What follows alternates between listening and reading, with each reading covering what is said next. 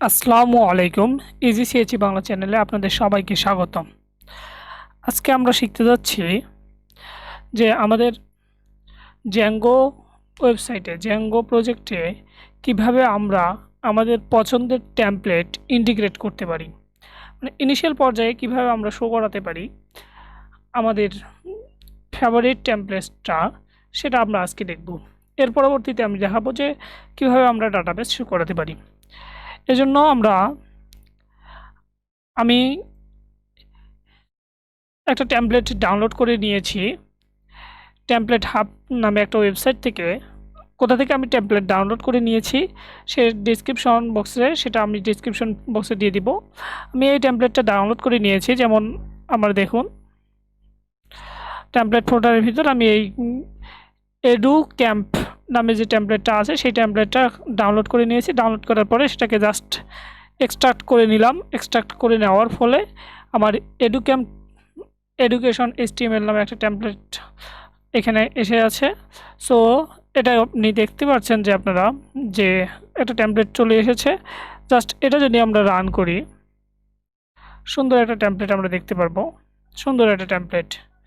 আবার যদি ইন্ডেক্সে যাই, হোম ডট সুন্দর অসাম একটা টেমপ্লেট। এটা আমাদের জন্য এডুকেশনাল ওয়েবসাইট বানানোর জন্য বা ইন্ডাস্ট্রিয়াল ওয়েবসাইট বানানোর জন্য বা আপনার নিজস্ব ব্লগ তৈরি করার জন্যও এটা একটা অসম্ভব সুন্দর একটা টেমপ্লেট।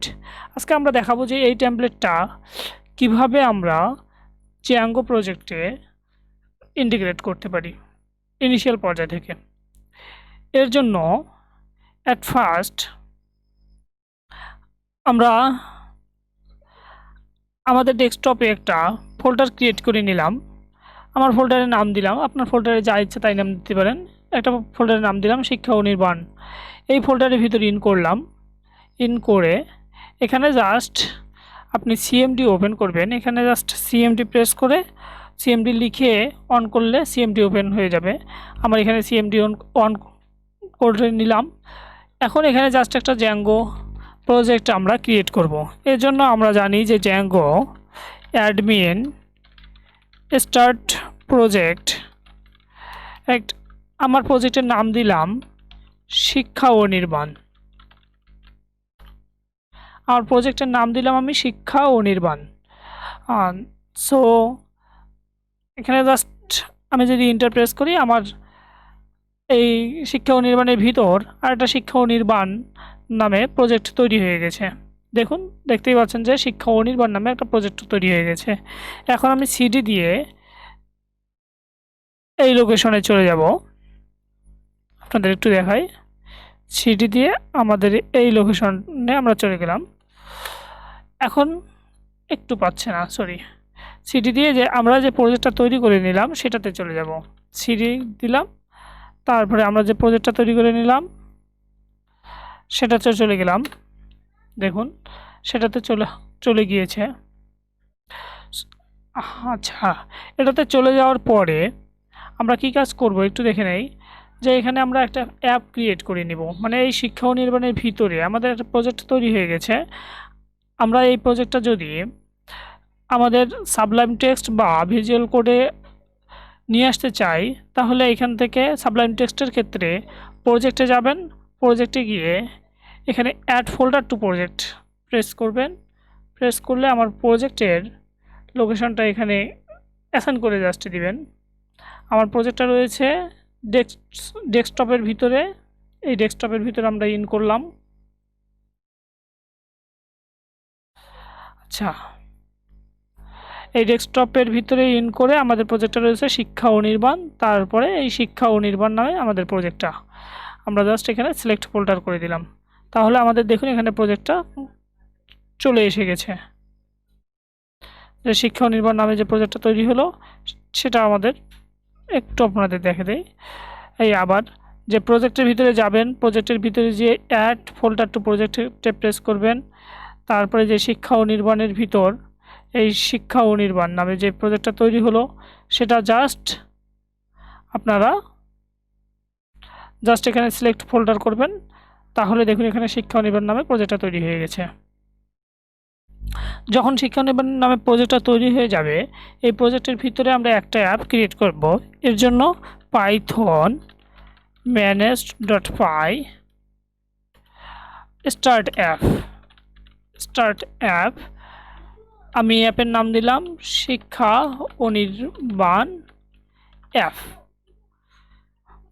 জাস্ট প্রেস করলে আমার শিক্ষা অনির্বাণ প্রজেক্টের ভিতরে একটা অ্যাপ ক্রিয়েট হয়ে যাবে। দেখুন শিক্ষা অনির্বাণ অ্যাপ নামে একটা অ্যাপ ক্রিয়েট হলো, অ্যাপের ভিতর অটোমেটিক সব কিছু অ্যাসাইন হয়ে গেল। এখন আমাদের কাজ হচ্ছে এটা জাস্ট মাইগ্রেট করে রান করা।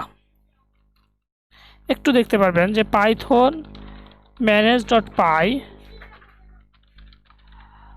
মেক মাইগ্রেশন আমরা যদি করি, মেক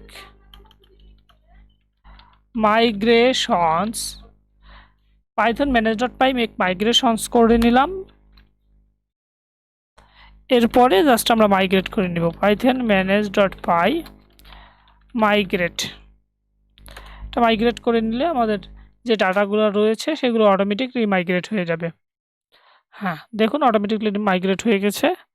এখন জাস্ট আমরা যদি পাইথন manage.py runserver ক্রিয়েট করি, করে ইন্টারপ্রেস করি, তাহলে আমরা দেখতে পারবো যে আমাদের প্রজেক্টটা যেটা তৈরি করলাম সেটা এখানে রান হয়ে গেছে। এখানে জাস্ট আমরা দেখুন আমাদের এই যে this install worked successfully, congratulation. আজকে আমরা দেখালাম যে প্রথম পর্যায়ে আমরা একটা প্রজেক্ট ক্রিয়েট করলাম, প্রজেক্টের ভিতরে একটা অ্যাপ ক্রিয়েট করলাম। এখন আমরা দেখাবো যে এই অ্যাপের ভিতরে আমাদের যে শিক্ষা অনির্বাণ অ্যাপ ক্রিয়েট করলাম এবং শিক্ষা অনির্বাণ নামে যে প্রজেক্ট তৈরি করলাম, তার ভিতরে আমরা কিভাবে আমাদের এই টেমপ্লেটটা, এই সুন্দর টেমপ্লেটটা, এডুকেশনাল যে টেমপ্লেটটা আছে সেটা কিভাবে আমরা আমাদের অ্যাপের ভিতরে ইন্টিগ্রেট করতে পারি, সেটা আমি এখন আপনাদের দেখাবো আমাদের নেক্সট টিউটোরিয়ালে। আজকে এই পর্যন্ত, নেক্সট টিউটোরিয়ালে আমার সাথে থাকুন ইন্টিগ্রেট পর্যন্ত। ধন্যবাদ সবাইকে, আসসালামু আলাইকুম।